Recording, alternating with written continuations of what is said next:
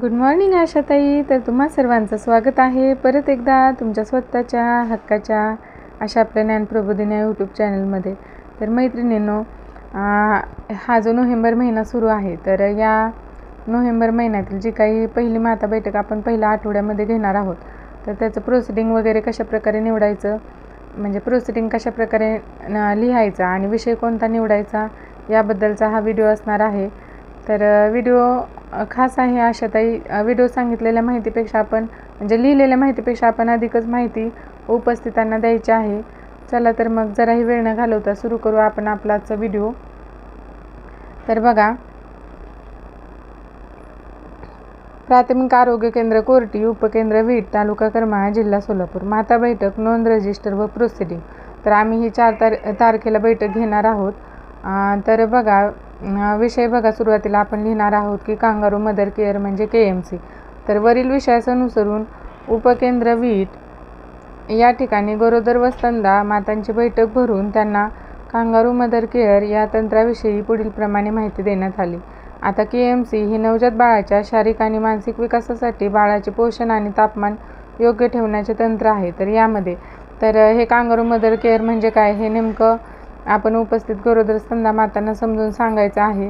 आणि तर बघा, यामध्ये कुठली कुठली तंत्र वापरायची किंवा या पद्धतीचे फायदे काय आहेत ते देखील आम्ही व्यवस्थितरित्या उपस्थितांना सांगितलं. आणि ज्यावेळेस आपण HbNCच्या व्हिजिट वगैरे देतो, तर त्यावेळेस जर आपल्या भागामध्ये कमी वजनाचं बाळ वगैरे असेल, तर अशा ठिकाणी कमी वजनाचं कमी दिवसात जन्मलेलं बाळ असेल, तर अशा ठिकाणी आपण त्या मातेला किंवा घरातील निरोगी व्यक्तीला या पद्धतीचा अवलंब करायला सांगू शकतो. तर बघा, बाळाची स्थिती बघा, बाळाला आईच्या छातीवर ठेवले जाते. यात बाळाचे व आईच्या शरीराचे तापमान जुळवून घेतले जाते.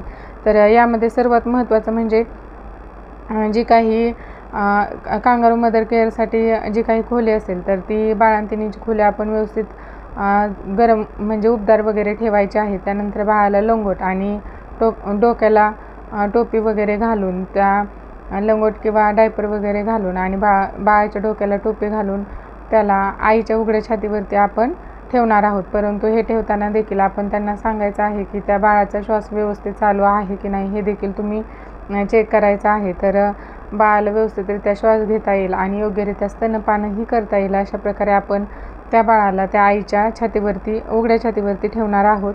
तर बघा, आहार कांगारू मदर केअरमध्ये आईच्या दुधाचे महत्त्व आहे. आईच्या दुधामुळे बाळाला आवश्यक पोषण मिळते. बाळ हवे तेव्हा आणि हवे तेवढे स्तनपान करू शकते. तर यामध्ये बाळाला स्तनपान देणं देखील महत्त्वाचं आहे. तर याचे फायदे बघा काय होतात. या पद्धतीमुळे बाळ आईच्या शरीराच्या उबदारपणामुळे हायपोथर्मिया आणि थंड तणावांपासून सुरक्षित राहते. म्हणजे जे काही बाळाला हायपोथर्मिया वगैरे होऊन त्याला जे काही हायपोथर्मिया होऊ शकतो किंवा त्याचं शरीर वगैरे थंड पडू शकतं, तर यापासून या पद्धतीमुळे त्या बाळाचं रक्षण होतं. तसेच व्यवस्थितरित्या स्तनपान केल्यामुळे आणि आईच्या शरीराच्या तापमानाची म्हणजे आईच्या शरीराचे तापमान योग्य ते त्या बाळाला मिळाल्यामुळे बाळाची रोगप्रतिकारक शक्ती वाढते. तसेच बाळाचे हृदय आणि श्वसनक्रिया नियंत्रित होतात, नियंत्रित राहण्यास मदत होते. बाळाच्या शारीरिक आणि मानसिक विकासासाठी ही एक उत्तम पद्धत आहे. बाळाचे व आईचे नाते देखील यामुळे मजबूत बनते. तर अशा प्रकारे आपण इथं मीटिंगला उपस्थित आता ही मीटिंग आम्ही घेतलेली नाही, परंतु त्याचं प्रोसिडिंग मी लिहून ठेवलेलं आहे. 4 तारखेला आम्ही ही बैठक घेणार आहोत. तर त्यानंतर एकूण आपल्या भागात गरोदर म्हणजे ANC किती आहेत, PNC किती आहेत हे आपण सुरुवातीला लिहायचं आहे. परंतु त्यापैकी किती उपस्थित होत्या आणि त्या किती गरोदर माता उपस्थित होत्या किंवा किती स्तनदा माता उपस्थित होत्या ह्यासुद्धा आपण लिहायचं आहे. त्यानंतर अशा प्रकारे त्यांच्या साईन वगैरे आपण घेऊन ठेवायच्या आहेत. तर व्हिडिओ आवडल्यास व इतर टॉपिकवरती व्हिडिओ हवा असल्यास नक्की कमेंट करा. धन्यवाद ताई.